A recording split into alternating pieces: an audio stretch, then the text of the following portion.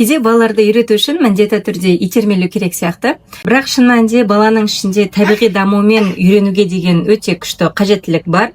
Бұл видеода бір бала, қарап тұрсаңыздар, қағаз қиып отыр, ал екінші бала ол қасында үнсіз бақылап тұр, иә. Ол әлі қайшымен қолдана алмайды.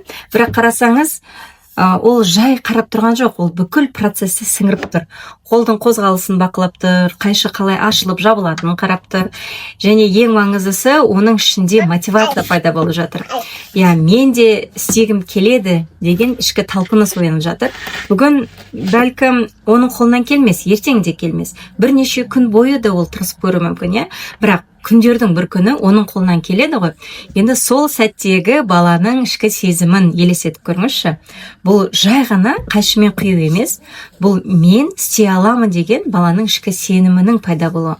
Даму дәл осылай табиғи түрде жүреді, тұқым еккендей, күн сайын су құйып, жағдай жасап отырасыз, ал бір күні өз күні шығады. Бала дамуды дәл солай, ең маңыздысы асықтырмай, қысым жасамай, балаға мүмкіндік беру.